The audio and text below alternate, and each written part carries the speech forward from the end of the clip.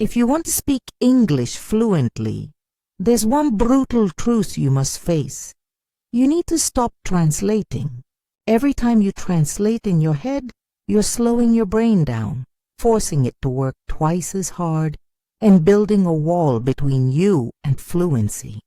Real fluency comes when you can think directly in English, when words flow before you even realize you've chosen them. So today, I'm going to train your brain to do exactly that. We'll go step by step, and by the end of this lesson, you'll understand how to stop translating forever and how to rewire your brain to think automatically in English. When you were a child, you didn't study your mother tongue by memorizing vocabulary lists. You didn't sit down and translate every word. You heard, you absorbed, and your brain slowly made sense of the sounds and the patterns. And that's exactly how you need to train your brain now. Not as a translator, but as a natural learner again. So take a deep breath, clear your mind, and get ready to experience English the way a child experiences a new world. The first stage is perception, hearing and receiving. This is where everything begins. When your brain first hears English, it's not about understanding yet. It's about getting used to the rhythm, the sound, the melody of the language. Every word you hear, every sentence, every pause. It's training your brain to predict what comes next. Think of a baby. A baby can't speak, can't even repeat, but they're constantly surrounded by language. Their parents talk, sing, laugh, tell stories. And all that sound builds the foundation for their mind to recognize meaning later. That's what you must do for yourself. You must flood your world with English. Let your brain bathe in it. At first it feels strange. You'll listen to English podcasts while cooking or cleaning. You'll hear YouTube videos while commuting. You won't catch every word. That's okay. The goal isn't understanding. It's conditioning. The more your brain hears, the more it creates new neural pathways specifically for English. If you keep relying on translation, you're forcing your brain to use the old pathways of your native language. But if you let English flow in naturally, music, movies, voices, stories, your mind starts creating English circuits of its own. That's how babies do it. That's how you must do it too. When you constantly hear English, something amazing happens. Your brain begins to expect English. It starts noticing rhythm. It predicts sounds. You begin to recognize patterns automatically. Like when you hear, "Would you mind?" Your brain already prepares for a polite request. Not because you translated it, but because you've heard that pattern before. You stop needing to think, "What does that mean?" and start reacting naturally. You react in English. When I was learning Korean years ago, I couldn't speak much at first. I just let it play around me. News in the background, cooking shows, conversations. I understood very little, but my brain was building. It was forming new roads. After months, I realized I could suddenly recognize phrases, tones, and emotions without effort. That's when I knew the first step, perception, was working. So how do you do this practically? Copy accents. Don't just listen passively. Repeat what you hear. American, British, Australian. Mimic the rhythm, not just the words. Let your tongue dance the way theirs does. Then, make English your default environment. Change your phone, your social media, your computer. Let English become the air you breathe. When you scroll, read, laugh, listen, all in English, your brain stops asking permission to switch. It just lives there. Finally, surround yourself with overlapping English. A podcast playing while you read subtitles, music humming in the background while you scroll an English article. This feels chaotic, but it trains your brain to filter, just like it does in your native language. It's real-life English chaos, and it's powerful. Now that your brain has learned to perceive English, it's time for step 2, comprehension, understanding English directly without translation. This is where most learners get stuck. They still think every English word must connect to a word in their native language. But that's a trap. You don't need to translate water to understand water. You see it. You feel it. You drink it. A baby never says, water equals agua or nuok. They just connect the word to the experience. And that's exactly how you should comprehend English. Comprehension is about connecting English to real experiences and other English words. When you hear a new word, don't rush to translate it. Try to describe it using English you already know. For example, if you don't know the word grasp, you might say, it means to hold something tightly, not with your hand, but with your mind. You're explaining it in English, using English. That's how the new pathway is created. Translation destroys that connection. Explanation builds it. You'll also discover that not everything in English exists in your language. Certain idioms, tones, or emotions are unique. When I was studying Korean, there were expressions that simply didn't exist in English. I understood them emotionally, but if someone asked me to translate, I froze. Not because I didn't know the meaning, but because there was no English equivalent. That's what happens to you when you learn English. So stop trying to find perfect translations. Let English hold its own meaning. Accept that some words live only in English. To practice comprehension, start small. Use an English dictionary. When you meet a new word, read its definition in English, not your language. Then, guess meaning from context. If you're reading a story and find an unfamiliar word, don't rush to look it up. Pause, look around it, and guess. You might be wrong sometimes, but your brain learns to rely on logic and pattern, the English way of reasoning. That's what matters. And every time you practice this, you train your brain to connect English to meaning without using a bridge. Soon, you'll find yourself understanding phrases instantly, not by translating, but by feeling them. Now let's move to the third step, decision making. This is when your brain chooses how to respond in English. It's not just about vocabulary anymore. It's about cultural instinct. Every language carries a culture inside it, a way of expressing emotion, politeness, disagreement, or humor. When you think in English, you're also learning to think like an English speaker. Not because you're losing your culture, but because you're mastering communication. Let me give you an example. In some cultures, people speak indirectly to show respect. But in English, being too indirect can sound confusing or even dishonest. So if you want to communicate naturally, you have to learn English decision patterns. When to say, could you, when to say, please, and when to simply say, do it. These are not rules. They're instincts built through exposure. You're shaping an English personality. You might notice you sound slightly different when you speak English. Maybe more polite, maybe more confident. That's not fake. That's your English self forming, and it's a beautiful thing. Decision-making also means emotional awareness. When you feel angry or excited, try to express it directly in English. Don't translate your feelings. If you're frustrated, say, I'm upset because this didn't go the way I hoped.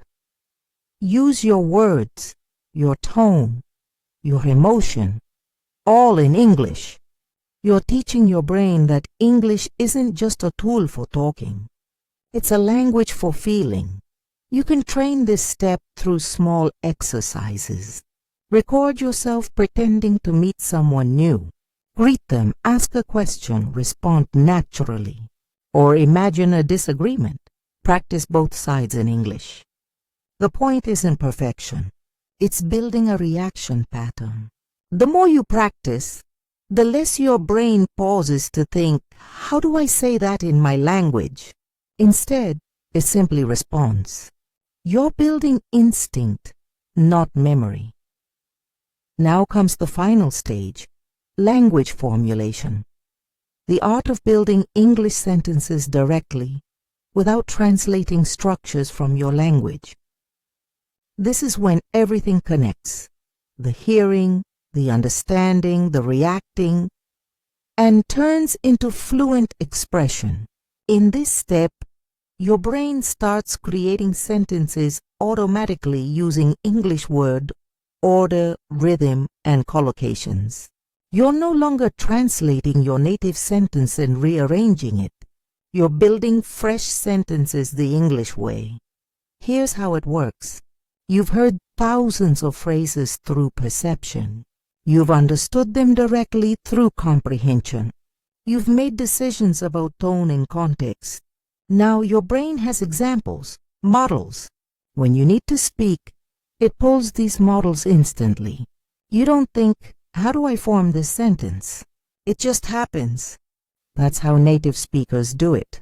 Not with grammar rules, but with pattern memory.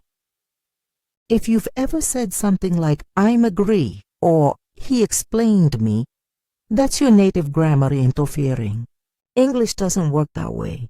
But when you listen long enough and mimic naturally, you'll start saying, I agree, and he explained it to me, without realizing why. Your brain rewrites itself to fit English structure. That's formulation. To practice, challenge yourself with real English patterns, conditionals, embedded clauses, transitions. Say out loud, if I had known, I would have prepared differently. Repeat it until your mouth doesn't hesitate. Then practice collocations, words that belong together. Make progress, take responsibility, set a goal, come to terms with. These combinations make your speech sound natural because they're how native speakers think. Another great exercise is switching between formal and informal English. For example, if you're writing to your boss, you might say, would it be possible to reschedule our meeting? But if you're texting a friend, you'd say, hey, can we push our meeting to tomorrow? Practice both styles. Your brain learns flexibility, not translation. You're mastering choices. Once you master all 4 steps, perception, comprehension, decision-making, and formulation, you'll start thinking in English without even noticing.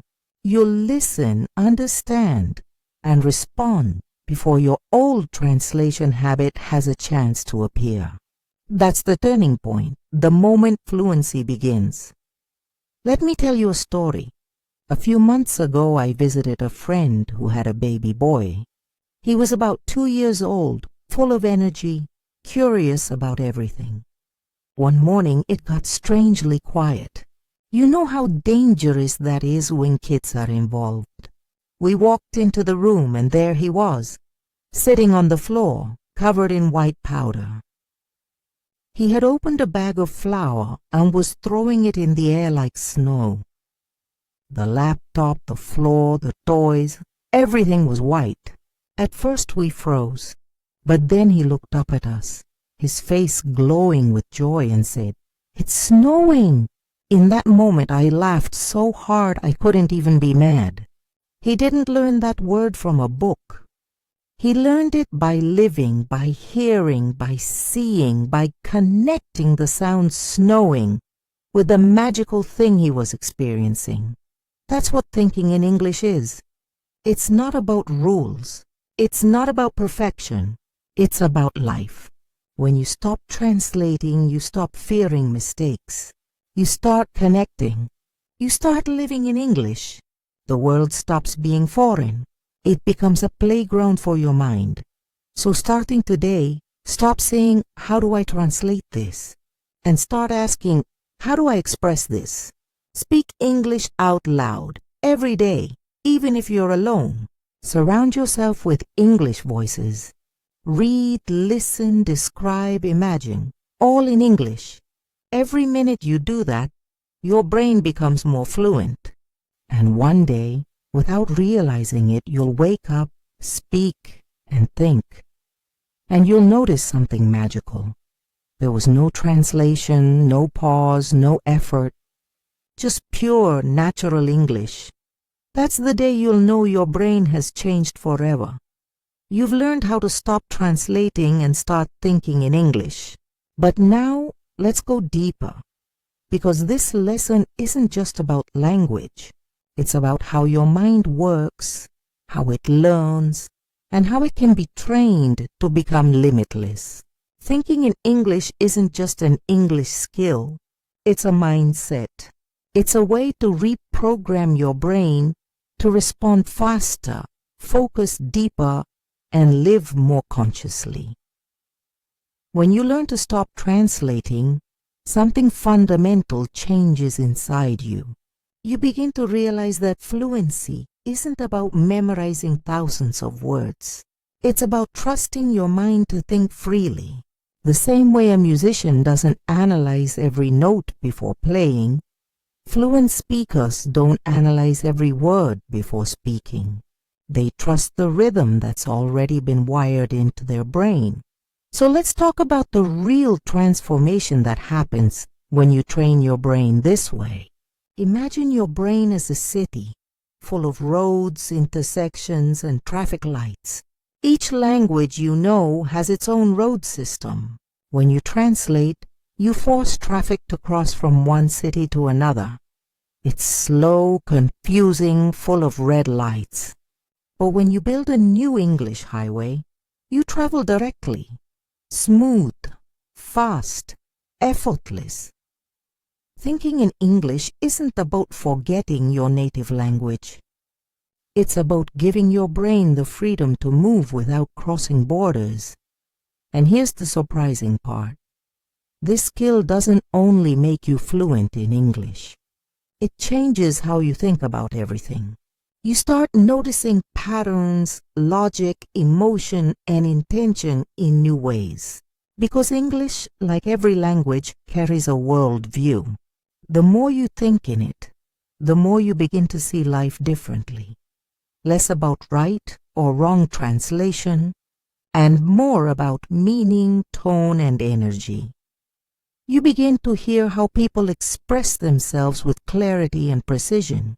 You start to feel how tone can change the same sentence from kind to cold, from polite to powerful. You stop being a listener and become an observer of human nature through language. That's why the practice of thinking in English is not only about words. It's about awareness. Awareness of sound, of emotion, of connection. When you repeat a phrase over and over until it becomes natural, you're not only training your tongue, you're teaching your brain patience, focus, and adaptability. You're reshaping the way you process the world. So, I want to challenge you with a thought. What if learning English the right way could actually make you a better thinker, a better communicator, even a better human being? What if every language we learn gives us another soul, another way to feel life? Because that's what happens when you stop translating. You stop filtering experience. You live it directly. Let me share something that happened years ago when I was teaching English to a group of adult students in Seoul. They were professionals, engineers, doctors, designers, smart people, dedicated learners. But every time we practiced speaking, there was a delay, a pause. I could almost see the gears turning in their heads as they translated Korean into English and back again. So one day, I told them, "Today, you're not allowed to think in Korean. If you don't know how to say something, describe it. Don't stop talking." At first, they froze. Then one of the students, a quiet engineer, smiled awkwardly and said, "Teacher, I'm empty head now." We laughed. But in that moment, something powerful happened. He kept talking. He started describing instead of translating. He used gestures, simple words, his eyes, and slowly his English started to flow. Broken, imperfect, but alive. That was the turning point. 2 months later, that same student stood in front of the class and gave a short presentation entirely in English. No hesitation, no translation, just connection. He said afterward, "I didn't realize how much I could speak until I stopped trying to be perfect." And that's the truth about fluency. Perfection is the enemy of progress. Translation is perfection's twin. They both slow you down. When you think directly in English, you give yourself permission to be human again, to make mistakes, to learn naturally, to grow without judgment. It's how children learn. It's how genius grows. And it's not only about English. This habit of trusting your mind, of letting go of control, can transform your entire life.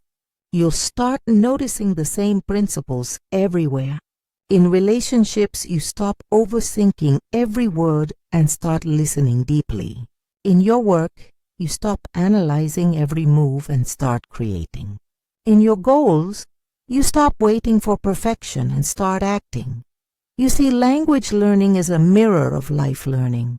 Every time you push your mind to understand directly instead of translating, you're teaching yourself to trust intuition. You're rewiring your brain to act faster, to adapt faster, to live fully in the moment.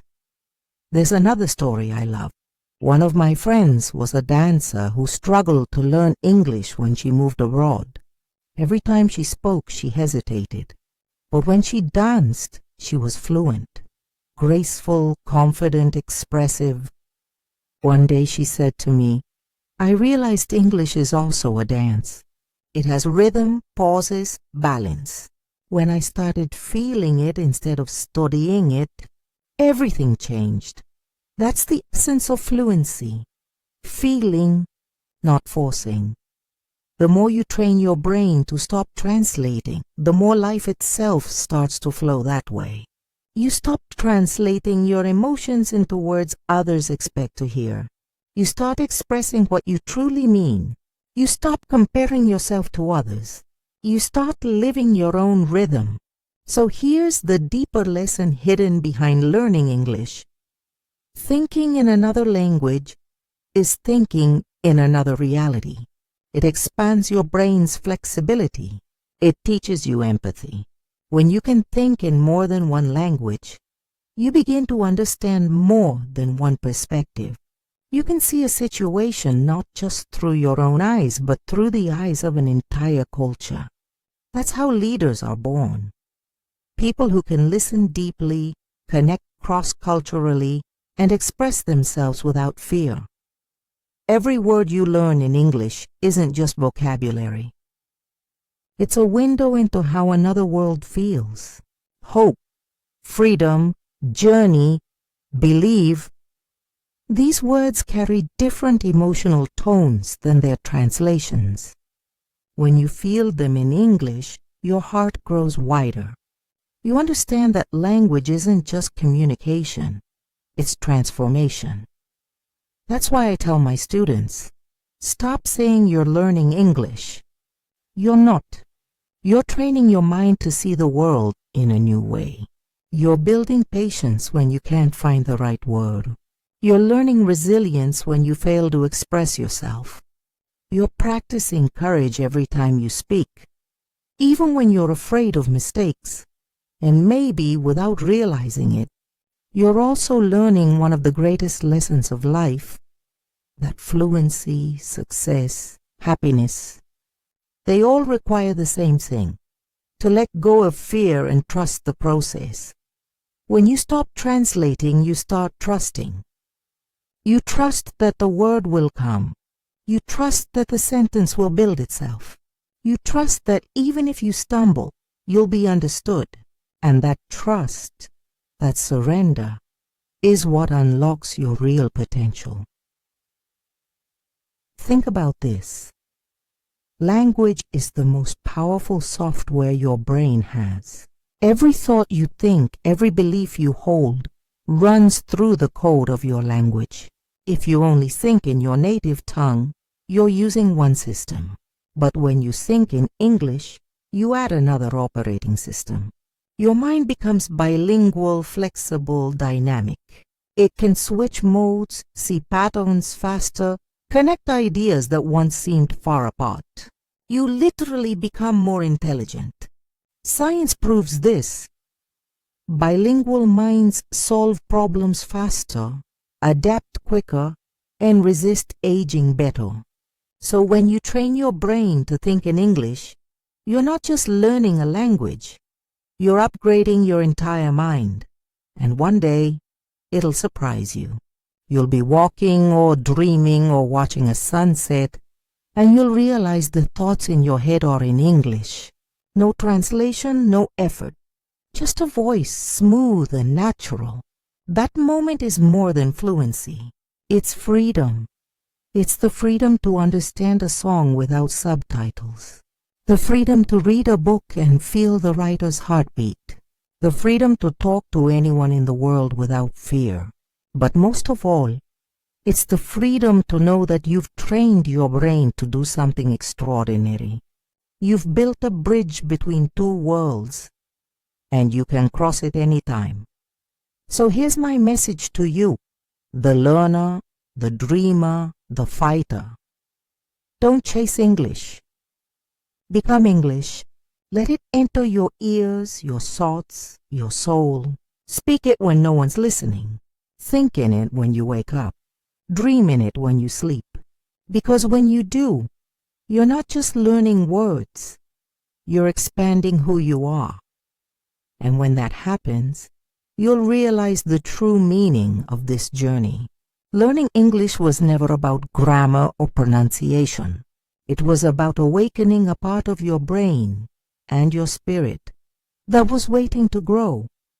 Stop translating. Start living.